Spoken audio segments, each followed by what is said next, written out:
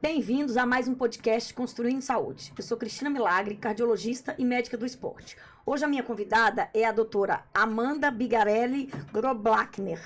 Ela é cardiologista, ela é especialista em cuidados paliativos, coordenadora do Serviço de Cuidados Paliativos do Hospital Servidor Público Municipal. O nosso assunto hoje, gente, é cuidados paliativos. Eu não sei se muita gente conhece e sabe o que isso significa, mas é muito importante a gente saber disso, porque todos nós vamos passar por situações com familiares doentes, com doenças muitas vezes terminais. Então, cada vez mais a gente tem nos hospitais esse serviço de cuidados paliativos. E ninguém melhor do que quem trabalha com isso poder nos explicar e nos ensinar um pouco disso, que eu acho que todas as famílias precisam conhecer. Amanda, muito obrigada por ter vindo no meu podcast. É um prazer te receber, uma amiga querida que eu conheci no HCOR, trabalhamos juntas. Então, muito obrigada e seja bem-vinda ao podcast. Eu que agradeço, Cris, assim, é uma honra esse convite, né? A gente, que nem você falou, já é amiga de anos, né? Trabalhamos juntas, mas a vida aí foi levando a gente para caminhos diferentes, né? E falar sobre cuidado paliativo para mim é muito gratificante. Eu tenho um amor imenso, tanto que eu parei com a cardio para fazer. Exatamente, somente isso mesmo. isso. Mas tem a sua cara, assim, combina com você, porque você é toda delicada, meiga, atenciosa. Então, isso tudo faz, assim, tem tudo a ver com você. Então, o que são esses cuidados paliativos? O que significa isso? Principalmente para as famílias, né, que estão aflitas aí com um ente querido, com uma doença, muitas vezes sem cura, ou o paciente também não tem muitas condições, né, de fazer um tratamento mais agressivo, por exemplo. Para falar um pouquinho do conceito, eu vou falar um pouquinho da história para a gente entender exatamente por que tem muito mito, muito desconhecimento da população, dos profissionais de saúde, dos políticos, né? Então,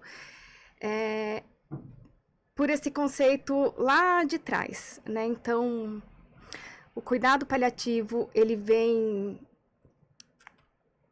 o mais moderno é da década de 60, com a Cicely Saunders, né, que vem trazendo esse cuidado hospice moderno, em que ela trabalhava muito, ela era enfermeira, assistente social, e ela trabalhava com esses doentes, principalmente com câncer, que tinha muita dor, e ela se sentia insuficiente nesse cuidado, e por isso, incapaz, ela fez medicina. Então, ela fez 3 especialidades para poder cuidar desses pacientes, né? Em todas as suas dimensões. E lá tinha o St. Christopher Hospice, onde ela trabalhava principalmente com doentes que tinham muita dor, que estavam morrendo, e a maioria oncológico. Então, o primeiro conceito, a primeira definição de cuidado paliativo da Organização Mundial de Saúde, que é da década de 90, ela vem exatamente nesse conceito antigo, que é para quem está morrendo e com dor. E isso ficou para muitos, esse conceito. Só que a coisa evoluiu. Esse conceito é de 90. Nós já estamos em 2025. 2025. Então, teve esse conceito novo, foi atualizado em 2002. E, atualmente, a Organização Mundial de Saúde tem o conceito de 2017. Então, o que é o cuidado paliativo? Né? Ele vem do...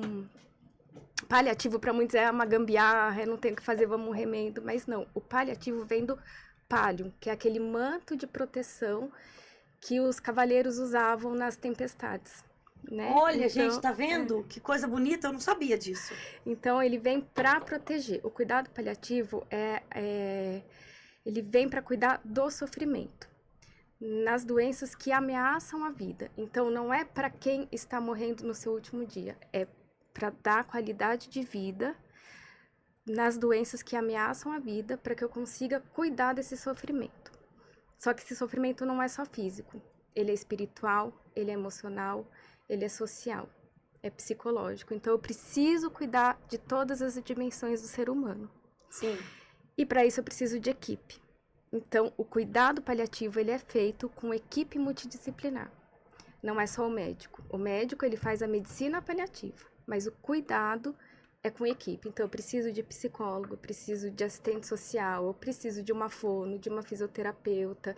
Igual você precisa num paciente que você está cuidando de uma doença aguda, momentânea, que infartou, depois vai para casa. Você precisa de todos esses especialistas, né, também. Isso. E nesses conceitos novos, eles falam que o cuidado paliativo ele deve entrar de maneira precoce, em conjunto com o tratamento que modifique a doença. Então, ele não exclui o tratamento. Sim. Ele deve ser entrado de maneira precoce para o alívio do sofrimento e prevenção. Então, não basta eu aliviar, eu tenho que prevenir. Né? Então, não é para quem está morrendo nas últimas horas de vida, como ainda... Tem gente que pensa assim. Sim, e a maioria dos serviços, né? Chamam a gente nas últimas horas de vida. Mas como é que a gente vai cuidar do ser humano se eu chego só no final? Eu preciso chegar antes para fazer esse planejamento de cuidados. Entendi. E existe, assim, uma história clínica específica, assim, que vocês chegam para entender todo esse processo e como que a gente pode, como médico, pensar e que paciente tem essa, assim, deve ser submetido a essa avaliação, por exemplo? Então, antes era muito voltado para paciente oncológico, né? Paciente oncológico, gente, é pacientes com câncer, tá? Porque muitas vezes vocês não associam uma palavra a outra, só pra gente deixar o pessoal ouvinte não ficar assim boiando, né? E hoje ele é para todas as doenças ameaçadoras da vida. Então, olha como o conceito se expande, né? Se expande. Então, desde uma insuficiência cardíaca avançada, um renal crônico, demência, pneumopata, são doenças, né, do pulmão. Sim. Então, são todas as doenças graves e que têm um risco de óbito, né? Sim. Não quer dizer que vai morrer agora, né? Mas o que a gente precisa entender? Que fase que está da doença? Em que fase está a doença para que o cuidado paliativo possa atuar de forma melhor? Como eu falo, a gente deve entrar desde o início do diagnóstico. Pela Organização Mundial, a nova definição é desde o início. É claro que isso não precisa ser feito com especialista em cuidado paliativo. Qualquer médico, bom médico é o papel do bom médico, né? Que sai dessa medicina só técnica para tratar do ser humano, né? Nesse sofrimento de você ter tido um diagnóstico de uma doença. Já gerou um sofrimento. Claro. Então, já deveria entrar esse cuidado. Que na prática é difícil, né? Esse cuidado vir assim. Isso. Né? Então, por exemplo... vamos dar um exemplo para as pessoas. Igual, você pega um paciente que tem um câncer, que tem um bom prognóstico, uma pessoa mais jovem, que ela vai dar conta de passar por um tratamento. Que é muitas vezes agressivo, que a pessoa vai passar mal. E você tem um outro paciente muito idoso, já cheio de doenças, com uma imunidade comprometida. Muitas vezes esse tratamento, a pessoa não vai suportar esse tratamento. Sim. Né? Então... eu acho que tem essa questão do paciente entender o que ele vai querer, né? E mostrar que, mesmo não tratando agressivamente, existem várias formas de tratar, né, Amanda? Sim. O cuidado, a gente fala assim, o tratamento é limitado, o cuidado não. O cuidado é ilimitado. Sim. O cuidado paliativo, ele não é... ele também é para criança, para jovens. Olha, né? Que legal. Isso também está na nova definição, né? Então, eu não me importo em idade, eu preciso olhar o ser humano e em que momento está ele como ser biológico, biográfico, em que momento está a doença, né? O cuidado paliativo mais especializado, que eu falo, sai do primário, né? Para precisar de uma equipe mais especializada, a doença vai progredindo, né? A partir de que eu faço o diagnóstico de uma doença, seja oncológica, qualquer doença grave que compromete a vida. Eu tenho muito naquele momento o que fazer pela doença, mas a doença vai progredindo. O que eu vou fazer de cuidado paliativo no comecinho é um pouco, é uma intervenção psicológica, às vezes, mas não precisa do médico, né? Mas é um cuidado já voltado para aquele multidisciplinar no contexto. A partir do momento que a doença vai avançando, o que vai tendo de tratamento modificador de doença vai diminuindo e vai ampliando o que eu posso fazer de cuidado. Sim. E esse cuidado vai ser voltado muitas vezes para maior controle de sintoma que a doença vem gerando, para fazer uma diretiva antecipada de cuidado, né, para fazer um planejamento de cuidado com o paciente, com a família, falando quando essa doença avançar, como que a gente pode planejar esse melhor cuidado segundo o valor de cada um. Porque eu ter uma doença, por mais que seja o mesmo câncer, a mesma metástase, vai ser diferente da sua. Claro. Porque a nossa história de vida é diferente, a nossa biografia é diferente. E muitas vezes, por exemplo, a gente não é acostumado, igual esse dia para trás, gravei um podcast falando sobre a questão de doação de órgãos, que a gente não fala disso. E a gente também não fala de morte. Em família, se a gente tiver um cometimento, a gente vai querer todo agressivo, vai querer tudo. Meu pai fala pra mim, você não me deixa, não me ressuscita não, ele ainda brinca assim, fala, eu não quero essas coisas. Então, é importante isso ser conversado em família, porque a única certeza que a gente tem na vida é que um dia vamos embora desse plano. Sim. Por questões espirituais, cada um tem a sua religião, mas a gente precisa falar disso, porque muitas vezes você vai, em algumas situações, o paciente pode escolher, mas em outras a família que vai decidir, né? Sim.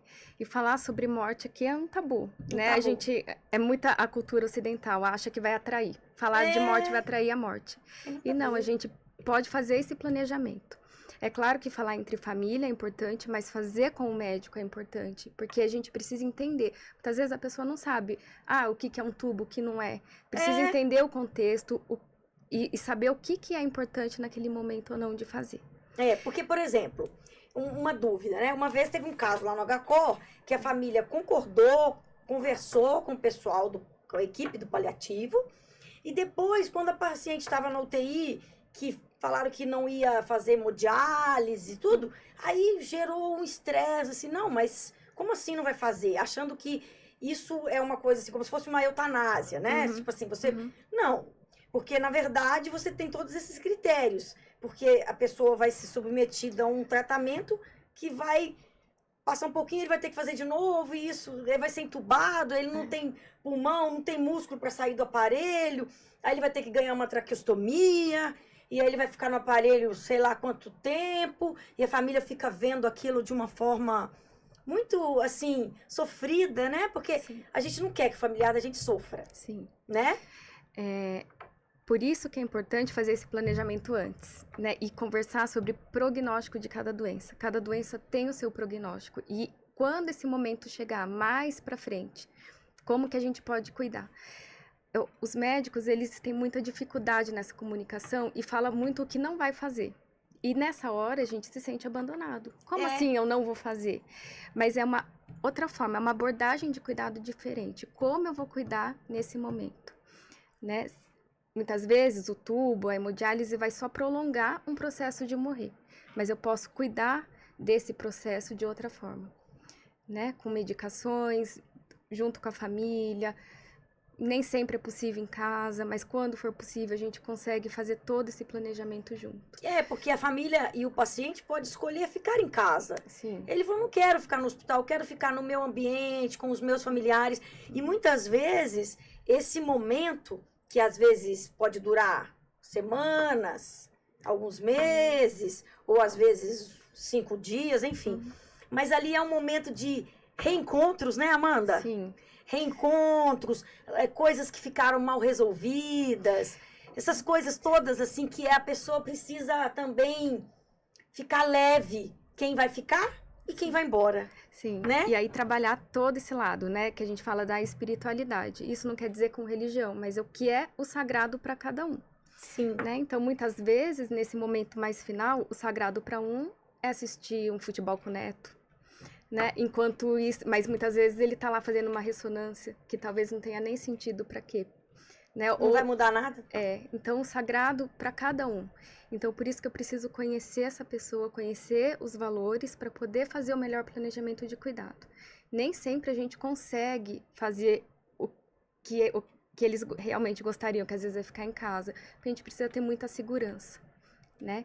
Fazer cuidado paliativo é muita técnica, a gente precisa conhecer muito o prognóstico de cada doença, que momento que tá aquela doença, e eu ter muito cuidado no que eu vou fazer. Ali, alinhado a uma percepção humana, é um médico com muita técnica. E com muita sensibilidade. E com muita sensibilidade, tem que alinhar. Tá.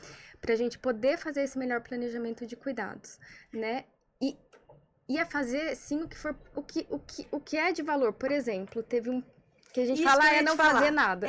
Eu queria que você contasse algumas histórias para as pessoas, assim, sentirem melhor, entender o trabalho de vocês, isso tudo aí. Eu acho que é bom. A gente falando do sagrado, né? Me veio uma história de um paciente que ele tinha um câncer de esôfago e ele fez uma fístula, que é um caminho do esôfago para o pulmão. Então, tudo que ele comia ia para o pulmão. Fazia um monte de infecção. Então, ele não podia comer. Não podia comer. Quando chamaram a nossa equipe para acompanhar o caso, ele internado, e aí a gente foi conversando com ele, e para ele, o maior valor, ele sabia tudo que ele tinha, ele sabia da gravidade da doença, mas para ele era muito importante comer. Muito. Que fosse com sonda, ele falava, ele precisava, eu não sei o valor que tinha essa comida. Sim. A gente, em geral, a gente vincula muito a comida à vida, né? Mas era muito importante. E a gente foi, então, conversou com o pessoal da gastrocirurgia, como que a gente pode fazer, sabendo que ele tinha dias a meses de vida, que a gente pudesse proporcionar isso para ele. E eles falaram, no caso dele dá para pôr um stent para tentar fechar essa fístula e ver se ele consegue comer. Olha só. Só que... Stent, gente, uma molinha que ia fechar ali essa comunicação e aí a comida não ia pro pulmão. Que ia dar uma infecção, né? E aí, ele lúcido, orientado, decisão compartilhada. Vamos explicar o porquê desse procedimento e que era unicamente voltado para ele poder comer. Não ia aumentar o tempo de vida dele, não ia alterar em nada o curso da doença. Ele entendeu, o filho entendeu, o risco da cirurgia, benefício, tá? Quis fazer. Fez, deu tudo certo. Ele ficou um mês, voltou nos consultórios, já tinha até engordado um pouquinho. Comendo, ficou um mês vivo. E a gente falou, pode ser que tenha dias mesmo comendo, mas deu esse tempo para ele voltar a comer. Olha que bênção isso, né? E muitas vezes isso é feito e as pessoas não explicam o porquê desse procedimento e acha que é algum tratamento para o câncer e acha que é alguma coisa, né? Então precisa explicar qual o objetivo do cuidado.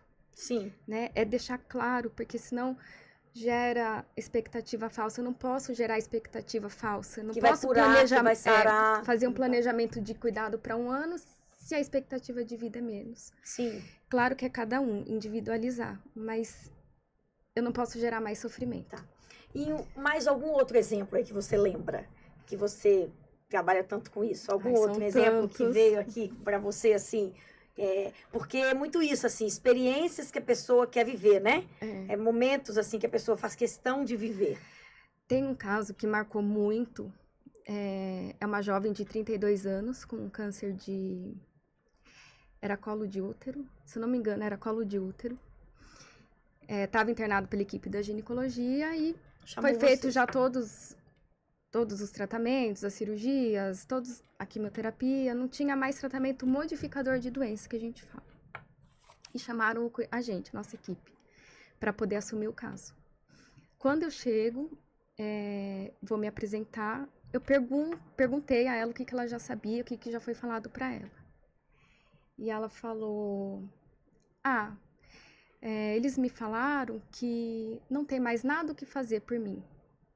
E que chamaram paliativos para eu morrer melhor. 32 anos. E aí depois ela falou assim ainda, mas falaram ainda que eu tenho que estar feliz, porque pelo menos eu sei do que eu vou morrer. Ninguém sabe do que vai, mas eu sei. Então, assim, destrói o paciente. Falar que não tem mais o que fazer, destrói o paciente, destrói a família, porque sempre tem o que fazer. Eu posso não ter mais...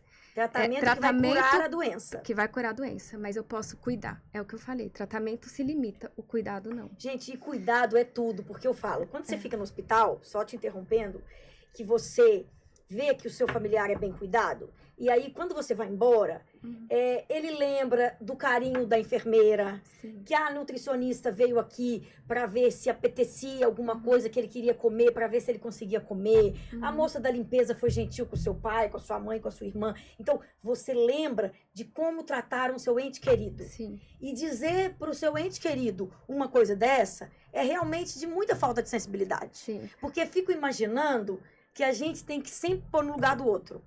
Não diga pra ninguém o que você não quer ouvir pra você mesmo, pra um familiar seu. Sim. Né? E muitas vezes é mais, não é nem por mal, não é por Não é mal, por mal. é falta de, porque precisa Falta de de- muita técnica. Para comunicação é técnica.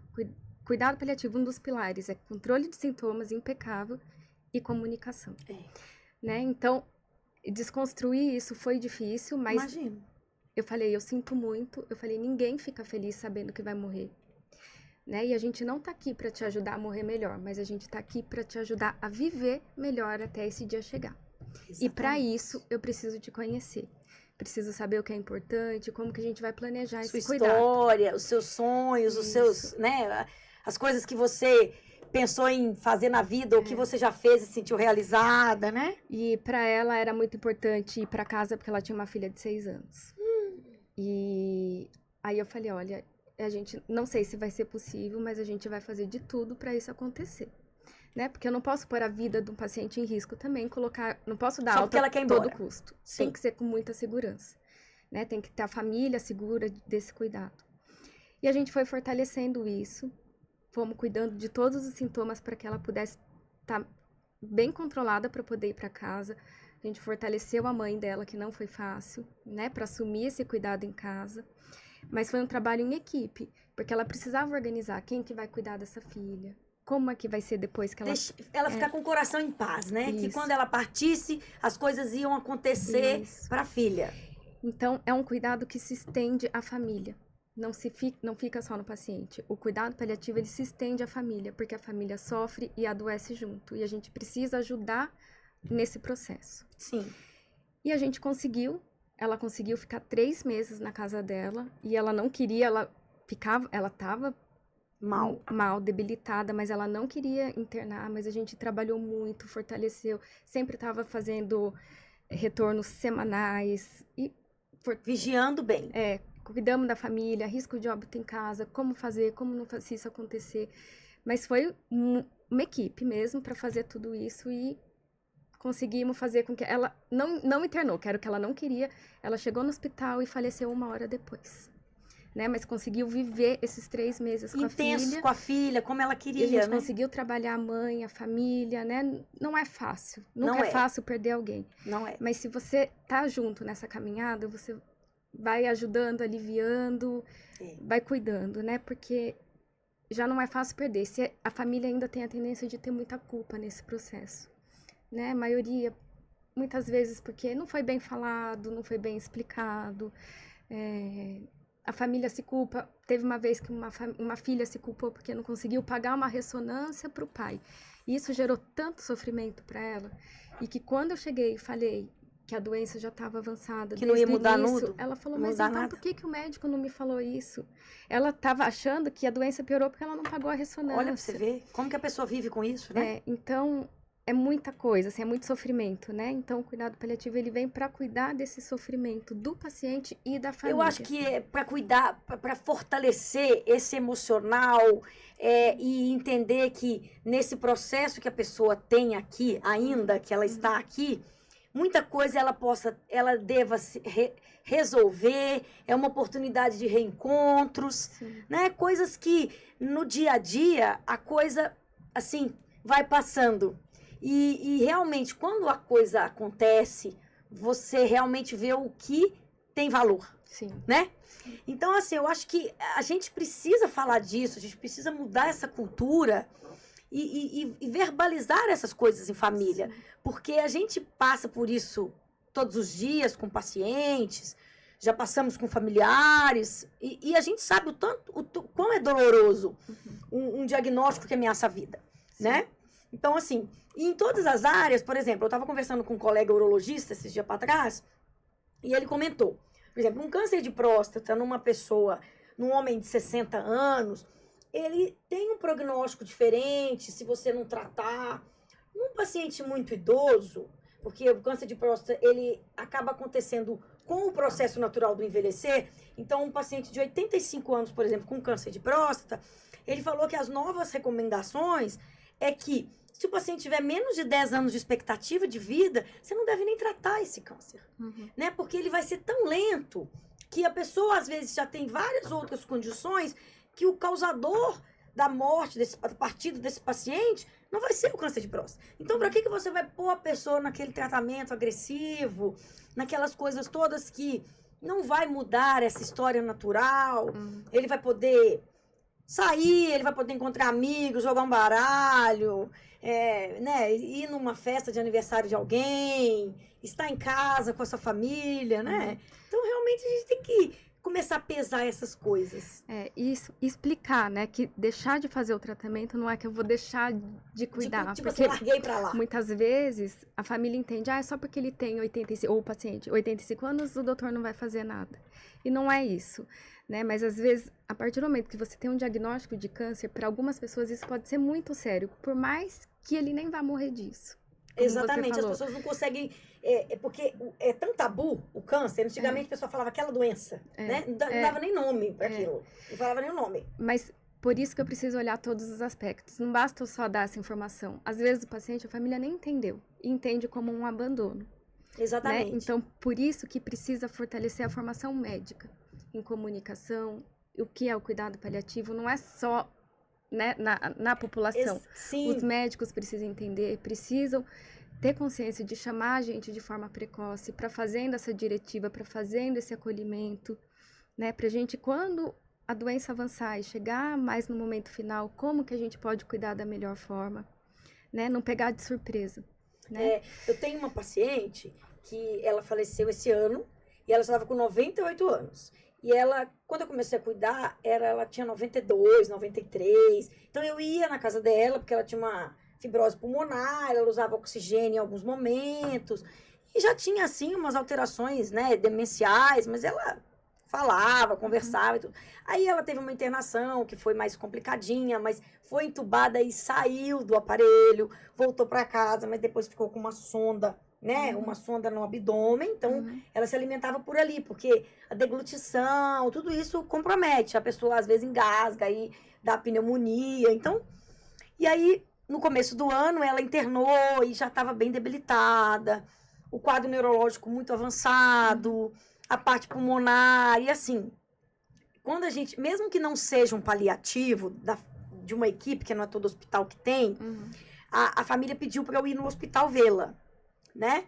E como eu já cuidava dela há muito tempo, existia esse laço, né? De confiança e tudo mais. E então, eu fui, e ela estava realmente muito debilitada. Aquela máscara, pessoal, que a gente põe para a pessoa respirar, chama CPAP, né? A pessoa tem que ter um nível de consciência para usar aquilo ali. Se ela estiver muito sonolenta, aquilo ali não vai adiantar. E aí a coisa já estava, o rim já estava ruim, o pulmão. Aí eu fui, conversei com a neta, liguei para a filha, falei com ela pelo telefone, com a outra neta. Uma das filhas não queria nem escutar eu conversando, eu estava lá conversando, mas ela estava no outro planeta, sabe? Você vê que a pessoa estava na negação. Mas tudo bem, cada um no seu momento. E eu mostrei para eles, falei, olha, se a gente for nesse processo, ela vai ter que ser entubada. Se ela tiver parada cardíaca, vamos reanimar. Pode quebrar uma costela quando a gente reanima. Todas essas coisas. Vai fazer hemodiálise. E aí isso pode se estender muito. E do ponto de vista de restaurar tudo isso, qual seria? Né? E aí foi uma coisa bem... Assim, quando entra o médico também, que tem o elo com a família, é diferente do médico estar cuidando momentâneo. Você não tem um elo. E aí existe essa dúvida, né? Ah, só porque é idoso, só porque é muito idoso, não vai fazer nada. Não. Aí, quando a gente conversou e elas entenderam, aí todo mundo foi lá no mesmo dia, no outro dia, depois do almoço, ela faleceu. E aí elas mandaram mensagem agradecida, você viu que estava com o coração mais em paz. Então, assim, o nosso papel como médico também, mesmo que não tenha esse cuidado, se a gente tem esse elo, nós temos que ajudar nesse processo. Porque, às vezes você vê, assim, situações que a família está querendo, assim, ressuscitar, né? Assim, como... E a gente vê que vai esvaindo, não está no nosso poder, né? Não somos nós que vamos resolver essa questão desses problemas todos, que eles não vão voltar. A coisa já aconteceu, né? E muito é por falta de comunicação. Falta de comunicação lá atrás, né? E muitas vezes, quando chega nesse processo, o que eles falam? Agora não tem o que fazer, vamos chamar o cuidado paliativo. E aí, o que acontece? família se sente abandonada, como assim não tem o que fazer, É. né? Então, por isso que é importante a gente entrar de forma precoce, criando esse vínculo com a família, né? Ou então o próprio médico tem o elo, já ir abordando isso. Então, precisa desmistificar, né? Porque se a família sabe o que tem por vir, é o que a gente fala, não é só aliviar o sofrimento, é prever. Se a gente prever, sabe o curso natural de cada doença, sabe o prognóstico, a gente sabe que vai evoluir, já vamos preparando, já vamos conversando. Porque quando acontecer, fica mais fácil. Lembra quando a gente conversou? Lembra que a gente planejou? E principalmente quando o paciente está lúcido, ele pode escolher, fazer a diretiva dele, né? Exatamente. E é muito como que eu vou cuidar, mais uma vez, né? Não é o que eu não vou fazer. É tudo que eu posso fazer. Tudo que eu posso fazer nesse momento. A gente vai fazer tudo. É sobre fazer tudo o que é proporcional, o que é cabível para eu amenizar o sofrimento, para eu dar mais qualidade de vida. Então, é tudo que eu vou fazer de forma proporcional e não gerar mais sofrimento. Porque muitas vezes, o que é o grande presente para uma pessoa que tem uma doença incurável é estar ali ao lado da filha, é poder resolver um problema, uma amarra, uma questão que passou a vida inteira com o irmão, ou com a mãe, ou com o pai, e aquele nó se desfaz, e a pessoa, quem fica, vai ficar bem, e quem vai em paz. Sim. Né? Então, o meu tio, ele teve um câncer de fígado, e também, no final, assim, era, sabe, todo mundo ia lá, todo mundo visitou ele, conversou, e, sabe, teve cada um com ele os momentos ali de, sabe, de conversas, de conversa, Conseguiu dar um bom final de vida, né? Exatamente, a minha prima e o meu primo, filho deles, né? Então, filho dele, então, assim, eu acho que isso agrega tanta coisa boa para todo mundo que também sente que aquela pessoa não teve um sofrimento grande, que foi poupada do sofrimento, que pôde ter momentos felizes naquele contexto. Por exemplo, às vezes a pessoa fala, eu queria comer tanto uma coisa, ou eu queria tomar um drink tal, ou eu queria, sei lá, né? Eu queria botar uma roupa tal, ou eu queria fazer minha unha, pintar o meu cabelo, sei lá. Coisas que... São coisas pequenas nessas horas. Que você fala, gente, e muitas vezes você vê pessoas tesourando a mãe, o pai, porque não pode comer isso, porque não pode fazer aquilo. E aí você vê, poxa, né? Então, assim, eu acho que isso é um grande presente, assim, estou podendo falar disso. Eu acho que todo mundo precisa conhecer essa questão de cuidados paliativos. O que eu queria falar também, porque isso acontece muito, é o cerco do silêncio, né? Então, muitas vezes, o familiar fala, não fala o que ele tem. Não fala o que o meu pai tem. Ele não vai dar conta do diagnóstico. Não vai dar conta, vai se entregar. E isso pode ser o gerador de grande sofrimento, porque a pessoa, aquele corpo sabe que está doente, a pessoa sabe que está doente. E não poder falar sobre isso, ou sobre como gostaria de ser cuidado, né? Pode gerar mais sofrimento. Gera sofrimento para o paciente e para a família, porque ninguém fala sobre isso. Fica aquele silêncio, né? A doença está piorando, a morte se aproximando e ninguém fala sobre isso. Então, a equipe do cuidado paliativo ajuda nesse processo também. Ajuda a entender, não que a gente vá contar a todo custo, não é isso, é individualizar cada caso. Porque assim, quando o paciente quer saber, ele vai perguntar. Vai perguntar. Né? E aí a gente, como médico, tem que dizer. A gente tem que dizer. Mas a gente vai dizer, é verdade, Dizendo gradual e lenta, na medida que ele aguenta. Exatamente. Né? Então, tem horas que ele fala, não quero mais, pra mim tá bom saber isso, acabou. Exatamente. Né? Então, agora, a gente quando vai ele não pergunta e a família fala, não é melhor não falar, a gente também vai respeitar. Já tive casos que eu acompanhei também no hospital dessa forma. Tem muitos que delegam o cuidado pra família. O senhor quer saber o que o senhor tem? Não, minha filha, tudo com a minha filha. Muitos casos. Então, isso também é um desejo dele, a gente respeita. A gente respeita, A gente tem que respeitar a questão. Mas quando o paciente pergunta, ele tem o direito de saber. Tem o direito de saber. Agora, se ele não pergunta, aí não vai ser a gente que vai dizer. Né? A não ser que a família chegue e fale, não, doutor, vamos conversar com ele e tudo mais. Né? Então, eu acho assim, A gente está finalizando aqui nosso tempo, porque a conversa vai fluindo. Mas eu acho que, assim, desmistificar isso para as pessoas, sabe, Amanda? Eu acho que é muito importante. Saber que não é só para quem está morrendo. Exatamente. É um cuidado ao longo da jornada. Exatamente, porque as pessoas, em qualquer idade, vão ter doenças graves. Ameaçadoras da vida. E, então, assim, a gente precisa falar disso. A população está envelhecendo cada vez mais. E a gente sabe que isso vai vir à tona, a gente querendo ou não. A população envelhecendo e a tecnologia avançando. Exatamente. Então, a gente vive muito, mas será que a gente vive bem? Né? Como a gente quer viver. Como a gente quer viver. Exatamente. Né? Então, não é como terminar, é como viver bem até o momento que vai chegar. Exatamente. Que vai chegar para todos. Sim. Né? Mas essa dignidade, esse respeito, essa espiritualidade, tudo que tem a ver com o ser humano. Com o ser humano, porque o paciente é um todo. Ele não é um coração, um rim, um cérebro, um fígado. Ele é um todo. E ele tem todas as expectativas. E a ameaça da morte, ela causa fragilidade em todos os aspectos da vida, psicológico, emocional, religioso, espiritual, né? Sim. Então, você tem uma mensagem para deixar para as pessoas, quer falar das suas redes, se você fique à vontade.